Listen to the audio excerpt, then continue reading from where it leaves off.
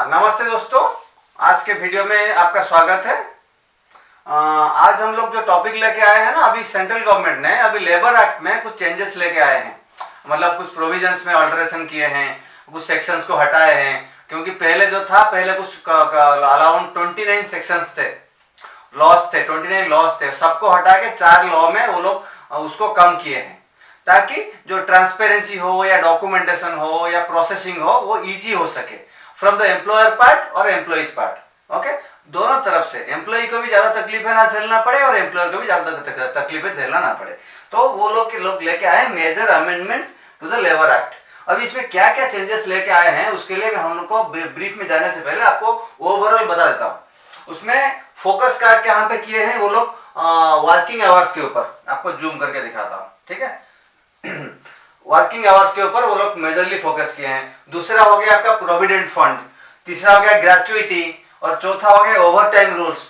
Okay, और पांचवा हो गया ले ऑफ्स, जो नौकरी से निकालता है ना उसके रिगार्डिंग, और social security, minimum wages and compliance related simplified, जो अभी आपको बताया।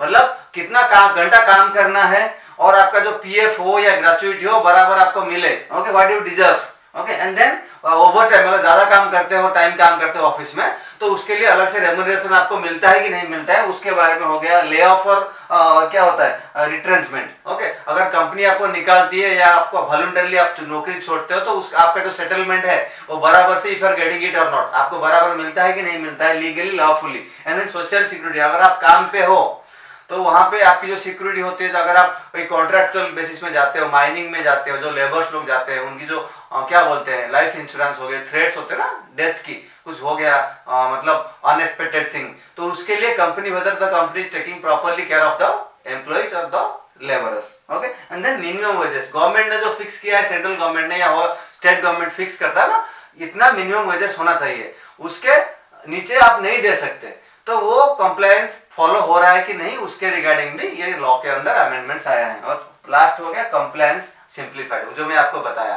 कि पहले बहुत सारे डॉक्यूमेंटेशन प्रोसेस होते, manually workload, manual paper work होता था, ठीक है। वो सब के वजह से क्या होता ना, बहुत सारी चीजें डिले हो रही थी।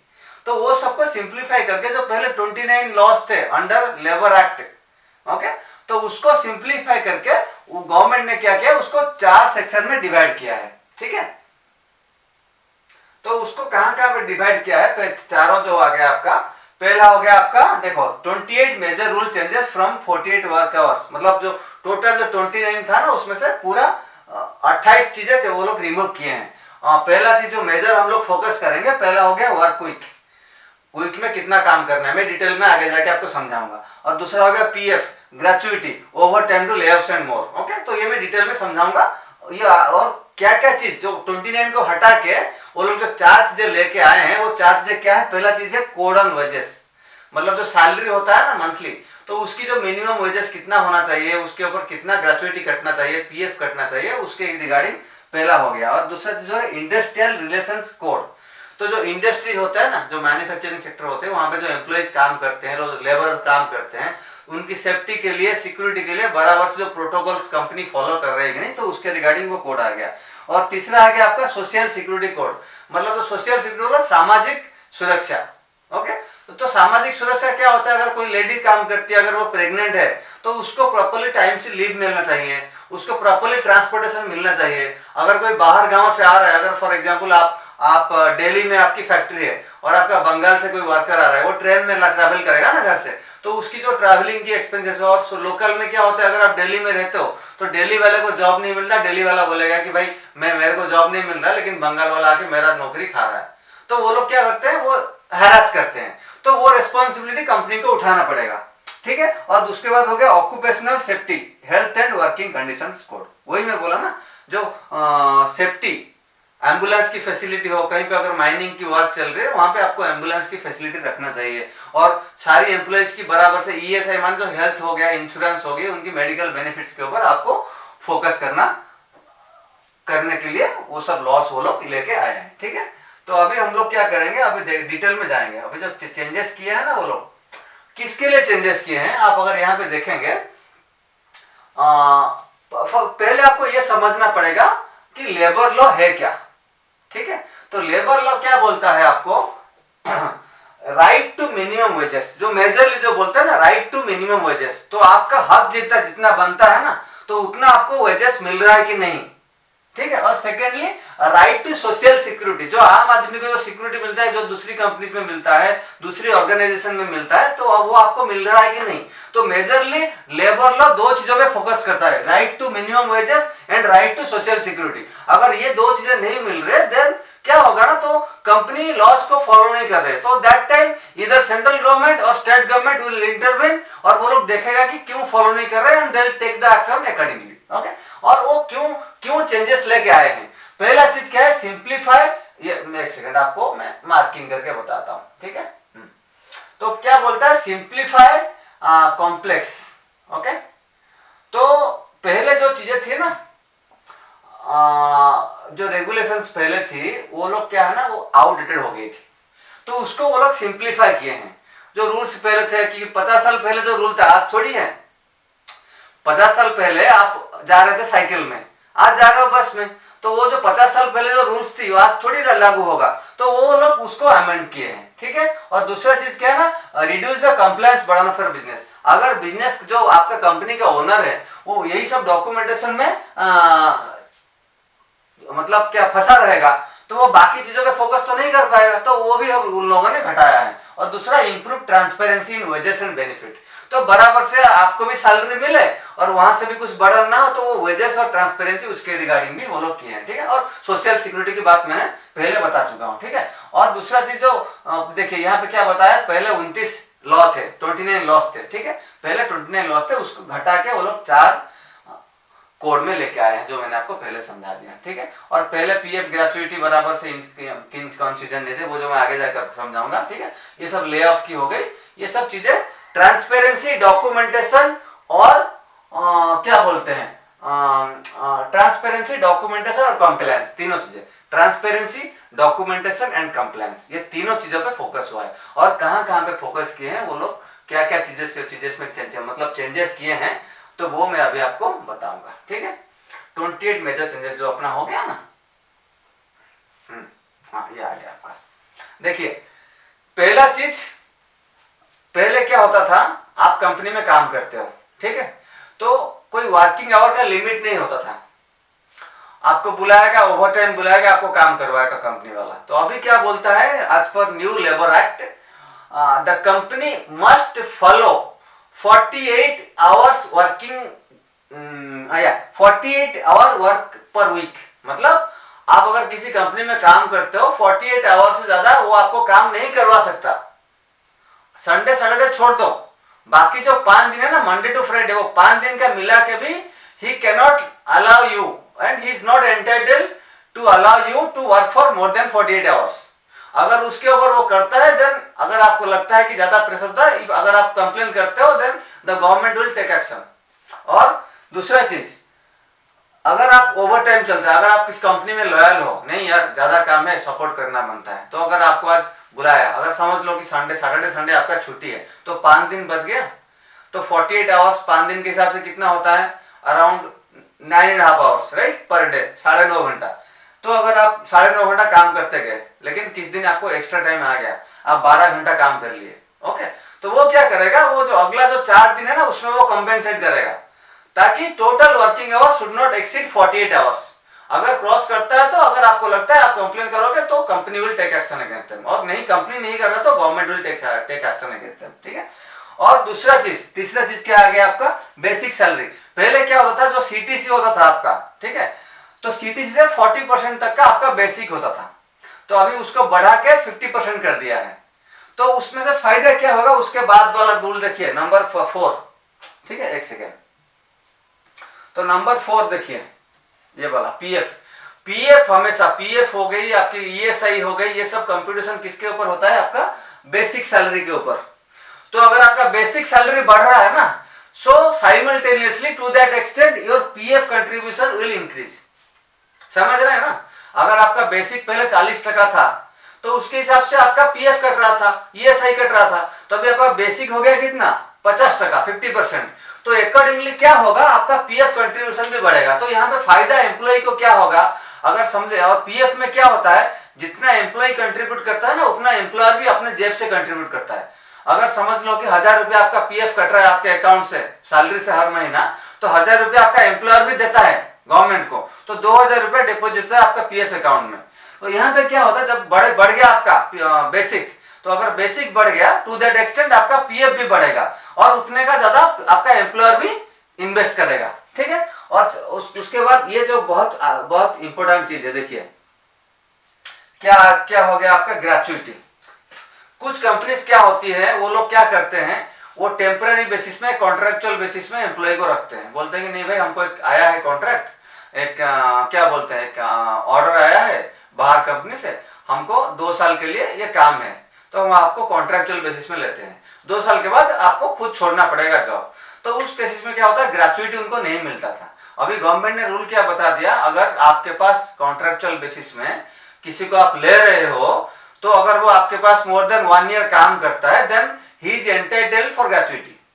ओके, अगर वो 1 साल तक के बाद वो कॉन्ट्रेक्चुअल बेसिस में रहता है, उसके बाद अगर 3 साल रहे, 2 साल रहे, 5 साल रहे ना, तो whatever period is working with you, so you are entitled to pay him gratuity. तो आपको उसको ग्रेचुइटी देना पड़ेगा 1 साल के बाद अगर करता है। वो फिक्स्ड टर्म, मतलब टर्म फिक्स होता है। और वो जो रेगुलर होता है ना, आप किसी कंपनी में ज्वाइन करते हो, आप बोलते हो कि नहीं सर मेरे को यहाँ पे करियर बनाना है, 10 साल 15 साल यहाँ पे काम करना है, तो वहां पे क्या होता है, तो आप फिक्स्ड टर्म में मतलब क्या बोलते हैं, फिक्स्ड टर्म में नहीं आते हो, तो you are calculated under regular employees, ठीक है। तो वहां पे क्या होता है, जब आप 5 साल कंप्लीट करते हो, तो 5 साल के बाद you are liable for gratuity. Okay, और 7वां चीज क्या होगा, मिनिमम वेज रूल। अभी देखिए कुछ कंपनीज में, प्राइवेट सेक्टर हो गई, पब्लिक सेक्टर हो गई ना, तो वहां पे क्या है, जेंडर डिस्क्रिमिनेशन होता है। लेडीज है या जेंट्स है, उसको फेवर करो, उसको सपोर्ट करो, उसको ज्यादा सैलरी दो। अभी रूल क्या लाया है, अगर आप सेम पोजीशन में हो, सेम डिपार्टमेंट में हो, ये मत बोलना कि मैं मैनेजर हूँ, आदमी हूँ, मेरे औरत मतलब लेडी काम कर रही है एसोसिएट में, हम दोनों का सैलरी एक हो। नहीं, अगर आप सेम पोजीशन में हो, सेम डिपार्टमेंट में हो ना, सो इरेस्पेक्टिव ऑफ योर लेडीज और जेंट्स, आपकी पगार जो है, मिनिमम वेज जो होता है ना, वो same, that has to be same, उसमें कोई डिस्क्रिमिनेशन नहीं होना चाहिए, ठीक है। और तीसरा और 8वां चीज, फुल एंड फाइनल सेटलमेंट। अगर आप बराबर नोटिस पीरियड सर्व किए हो, आपके नाम पे कोई लीगल या कुछ कॉन्फ्लिक्ट नहीं है कंपनी में, पूरा बराबर जेन्युइन से आपने सर्व किया है अपना नोटिस पीरियड और ये हुआ है ना, तो आप जब नौकरी छोड़ते हो ना, उसके 2 दिन के बाद you are entitled to get your full and final settlement. तो 2 दिन के अंदर अगर आपको नहीं मिला, तो आप अगर हायर अथॉरिटी को या गवर्नमेंट को कंप्लेन करोगे, तो government will take care of it. तो मेन चीज, आपको ईमानदारी से वो नोटिस पीरियड सर्व करना चाहिए, और कोई भी आपके अगेंस्ट में कोई क्रिमिनल या लीगल एक्शन कंपनी के एंड से नहीं होना चाहिए। अगर आपने क्लियर है आपका केस, तो आप जब नौकरी छोड़ते हो, आपकी जो भी सेटलमेंट है ना, सो यू आर 2 दिन के अंदर आपको मिल जाएगा। और 9th क्या है, ओवर टाइम। हाँ, ये क्या, ये बहुत देखिए, ये एक इम्पोर्टेंट टॉपिक है। ओवर टाइम में क्या होता है, नॉर्मली कंपनी क्या बोलते हैं, आपकी जितनी सैलरी है ना, हम उतना दे देंगे, या तो कुछ कैश में दे देंगे। नहीं, गवर्नमेंट ने रूल किया, अगर आपका सैलरी समझ लीजिए मंथली का 30,000 है, 30,000, और एवरेज हम पकड़ लो कि दिन का 1,000 रुपया। अगर आप किसी दिन ओवर टाइम करते हो ना, चाहे आप 3 घंटा करो, 4 घंटा करो, या 1 घंटा करो, या 12 घंटा करो, तो आपका जो पर डे का जो सैलरी है, उसका 2 टाइम्स आपको मिलेगा एज ए ओवर टाइम। अगर नहीं दिया तो कंप्लेन आप कर सकते हो, वो हो गया ओवर टाइम के ऊपर।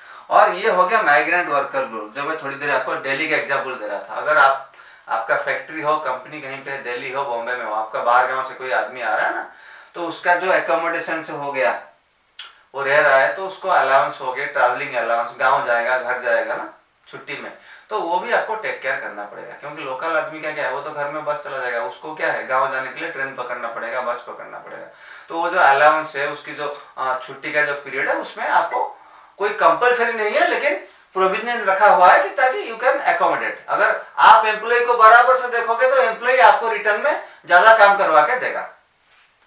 और कॉन्ट्रैक्टर रेस्पॉन्सिबिलिटी रूल, ठीक है। कॉन्ट्रैक्चुअल रेस्पॉन्सिबिलिटी रूल क्या होता है, अगर आप कोई कॉन्ट्रैक्टर के थ्रू जा रहे हो काम करने के लिए, ठीक है, कोई फैक्ट्री में, कोई माइंस में काम चल रहा है, फैक्ट्री में काम चल रहा है, कोई कॉन्ट्रैक्टर 10 लेबर लेके आ गया, अगर कॉन्ट्रैक्टर बीच में छोड़ के भाग गया, तो उस टाइम पे क्या होगा, जो लेबर लोग आए हैं, मजदूर लोग, उनको पैसा कौन देगा, तो उस टाइम पे गवर्नमेंट ने रूल बनाया, अगर कॉन्ट्रैक्टर छोड़ के जाता है तो जो पूरा का पूरा जो रेमुनरेशन हो, जो लाइबिलिटी जो बनती है ना, जो उनको देने के लिए स्टाफ लोगों के लिए, that the main company will beer. जो मेन कंपनी जिसके थ्रू ये कॉन्ट्रैक्टर इनको लेके आया, तो वो लोग उसका पैसा देगा।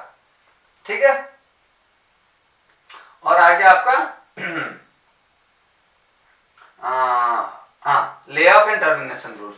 ले ऑफ में क्या होता है, अगर आप कंपनी छोड़ रहे हो, ठीक है, आपने बराबर से नोटिस पीरियड सर्व किया है, ठीक है।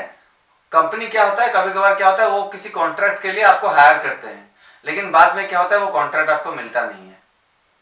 तो कंपनी आपको ऐसे निकाल नहीं सकती, क्योंकि अगर आप ऐसे निकालेंगे, आप दूसरा जॉब ढूंढोगे, आपको 3 महीने लग सकता है या ज्यादा लग सकता है। तो उस टाइम पे कंपनी पहले से पॉलिसी बना के रखना पड़ेगा, अगर ऐसे केसेस में किसी को हायर कर रहे हैं, ताकि मेरे को आगे जाके ऑर्डर मिले या ना मिले, तो उसका भी नोटिस पीरियड कंपनी को रखना पड़ेगा। और वो नोटिस पीरियड भले ही कंपनी में कुछ काम हो या ना हो, आप घर पे बैठो, कंपनी जाओ, लेकिन आपको बराबर से पगार मिलेगा। ठीक है। और दूसरा चीज, आपको उस कंपनी के अंदर जो जितने भी आपके वर्किंग जो भी आपका पीरियड है ना, उसके अंदर आपके नाम पे कोई भी किसी भी स्टाफ के अगेंस्ट में कुछ भी कंप्लेंट नहीं होना चाहिए। तो ये चीजें अगर आपका कंप्लेंट ये करते हो ना, तो पहला चीज आ गया आपका कोड ऑन वेजेस, मैंने आपको बता दिया, और इंडस्ट्रियल रिलेशंस आपको बता दिया, सोशल सिक्योरिटी बता दिया। तो मेजरली क्या है, मतलब जो कॉम्प्लिकेशंस पहले थे ना, वो सबको समराइज करके ये लोग क्या किए, क्योंकि पहले हर साल बजट में आपका नया नया सब अमेंडमेंट्स आता है ना, क्योंकि आप एक्ट तो ऐसे नहीं चेंज कर सकते, उसके लिए पहले बिल पास करना पड़ेगा। बिल जाएगा पहले राज्यसभा में, फिर लोकसभा में, फिर जाएगा किसके पास, अपना प्रेसिडेंट के पास, फिर जाके एक्ट बनेगा। तो इसीलिए हर साल क्या करते हैं ये लोग, बजट में थोड़े बहुत कोड्स और सबसेक्शन ऐड कर लेते हैं, और इसीलिए इतने साल से ये कॉम्प्लिकेटेड हो रहा था। तो गवर्नमेंट ने क्या बोला, नहीं इसको हटाओ। जैसे अभी इनकम टैक्स 2025 एक्ट आया है, अगला क्लास में हम लोग उसके बारे में बात करेंगे। पहले इनकम टैक्स 1961 था, अभी 25 आ गया, सारे सेक्शन हटा दिए, नए सेक्शन लेके आ गए। ठीक है। तो उसी तरह इसमें भी आपका क्या बोलते हैं, बहुत सारे चेंजेस थे जो ये लोग लेके आए। मेजर फोकस वापस आपको रिवाइज कर लेता हूँ। 40 वर्किंग आवर्स आपको बता दिया, प्रोविडेंट फंड आपको बता दिया, ग्रेचुइटी भी आपको बता दिया, ओवर टाइम के बारे में बता दिया, और ले ऑफ के बारे में भी बता दिया, सोशल सिक्योरिटी, मिनिमम वेजेस और कंप्लायंस, सारी चीजें बता दिया आपको। और यही चीजें आपको मेजरली, क्योंकि वो लोग कुछ 30-32 सेक्शन मतलब क्या बोलते हैं पैराग्राफ लेके आए, लेकिन हमने समराइज करके आपको बता दिया। और ये चीजें आप अगर जॉब पे हो, आपको भी सीखना है। अगर आप एम्प्लॉयर हो, बिजनेसमैन हो, आपके अंडर कुछ मतलब स्टाफ काम कर रहे हैं, ये आपके लिए भी है। और अगर आपके पहचान के अंदर कोई जॉब के लिए जा रहा है, तो उसको क्या क्या सोशल सिक्योरिटी मिल सकता है, उसका पीएफ बराबर कट रहा है कि नहीं है, उसका कंप्लायंस बराबर हो रहा है कि नहीं, उसका जो क्या बोलते हैं वो बराबर टाइम टू टाइम उसका जो वर्किंग आवर्स बराबर की ज्यादा उसको काम करवा रहे हैं कि नहीं। तो ये सब चीजें आप अगर उनको सीख के बताएंगे, देख के बताएंगे ना, तो वो लोग को भी फायदा होगा। ठीक है। तो आज के वीडियो के लिए इतना, हो सकता है आपको थोड़ा बहुत समझ में आया होगा। अगर आपको कुछ मतलब क्या बोलते हैं वीडियो में हमारा कुछ अच्छा इनपुट्स आपको मिला है, तो करिए भाई सब्सक्राइब, लाइक, शेयर। रोज बोलते हैं, आज भी बोलते हैं, करिए। मिलते हैं नेक्स्ट वीडियो में, तब तक आप अपना ख्याल रखिएगा। जय हिंद।